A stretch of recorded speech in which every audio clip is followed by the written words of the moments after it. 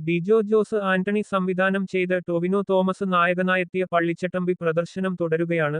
വിഷു ദിനത്തിലാണ് ചിത്രം റിലീസിനെത്തിയത്. പ്രദർശനം ആരംഭിച്ച് 4 ദിവസം പിന്നിടുമ്പോഴും പ്രതീക്ഷിച്ച കളക്ഷൻ നേടാൻ ചിത്രത്തിനായില്ല. 4-ാം ദിവസം 1.10 കോടി രൂപയുടെ കളക്ഷനാണ് ചിത്രം നേടിയത്. വാരാന്ത്യത്തിൽ കൂടുതൽ കളക്ഷൻ ലഭിക്കുമെന്ന പ്രതീക്ഷകൾക്കിടയിലും ആദ്യ ശനിയാഴ്ച ചിത്രം നേടിയത് 1.10 കോടി രൂപയാണ്. ഇതുവരെയുള്ള റിപ്പോർട്ട് പ്രകാരം ഇന്ത്യയിലെ മൊത്ത കളക്ഷൻ 7.87 കോടി രൂപയിലെത്തി.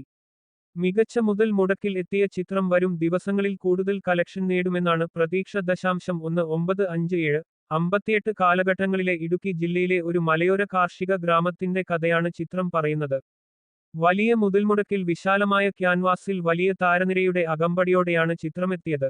ഗ്രൗണ്ടഡ് ആയ മാസ് ആക്ഷൻ ചിത്രമായാണ് പള്ളിച്ചട്ടമ്പിയെ അവതരിപ്പിച്ചിരിക്കുന്നത്. വൻ താരനിര അണിനിരക്കുന്ന ചിത്രം കൂടിയാണ് പള്ളിച്ചട്ടമ്പി.